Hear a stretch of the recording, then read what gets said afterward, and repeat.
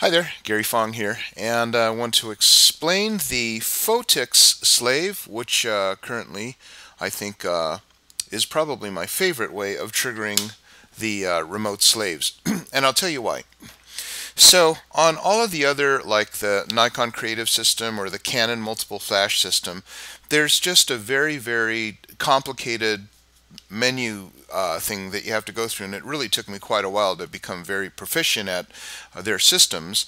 And then on top of that, once you become proficient on those systems, then you have to use the radio popper as an added accessory to get you around corners or out in bright lights or anything like that where this isn't line of sight.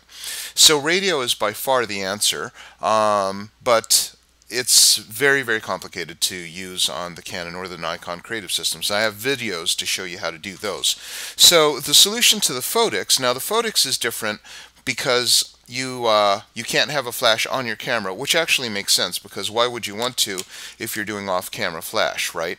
On the radio popper, it does require that you have you tie up one flash on the hot shoe, but on the Phottix you actually liberate that second flash, so you can use that as an additional receiver. Now, on the back of this, let me just turn the power on.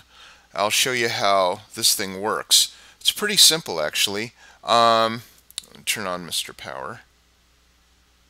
So, couldn't be simpler than this. Let me get it to... got to get it so that it... Okay, so there you go. So, you have... Sorry, I'm going to turn the light on. You have just basically these controls for channels A, B, and C. And you see on A I have it at manual power.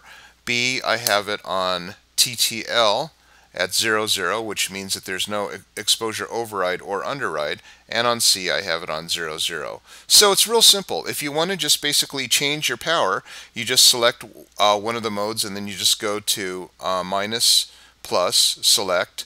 I just navigate through the things, and then you can tell flash B to be a little higher, flash C to be lower, and that's like super, super fast because...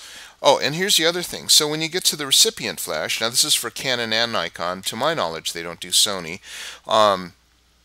For the recipient flash, you basically take this guy right here and put it on the hot shoe like that, and then put this down here on either a hot shoe mount or a tripod. It has both, which is kind of cool.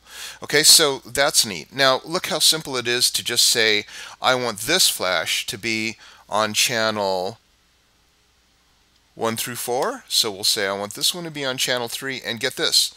You want to take it and put it on group A, B, or C. So that's it. There's no complicated menus to go through. There's no holding down of buttons and cycling through things. You just basically it's mechanical. And so what I'd want to do is, like, say for example, I have all of the flashes on channel 3, and then I'd have one on A, like you saw earlier, one on A, one on B, one on C, and then I'll just tell the head unit, take the B one, and typically the closer it is to A, that would be my fill light, and the other ones would be accessories. So let's say I had one as a main light, second one as a fill, third one as a backlight or whatever. I could just tell it on A, which is the regular one, go regular TTL. On B, tone it down a bit. So let's take it down, one stop off of TTL, or even maybe manual.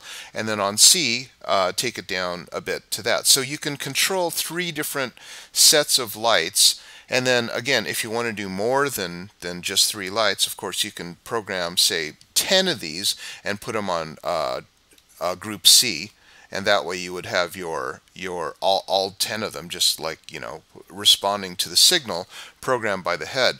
This is the fastest way to get to multiple lighting. The quickest way, again, just stick this on your receiver flash, stick this on your camera, put your camera on manual typically, so that you can change the shutter speed, put this guy on TTL, and then look at here. How fast is this? If you want to do the thing that I'm going to show you lots of typically, a tool that I use quite often, it's the high-speed sync. Let me get this guy in closer. See that right there? This button says high-speed sync. So I press that right there, and boom, it's now in high-speed sync mode. That's it. And then all I do from this point on is I can control the camera on manual up to 1/8,000th of a second, provided that my flash on the other end is close enough and has enough battery power. But we'll explain that in the high-speed sync video. And then that's it. So the Phottix is really the way to go for so many reasons, if you just want to get straight into on-camera flash. Okay, so it's called the Odin, Odin by Phottix. Thanks a lot. Have fun.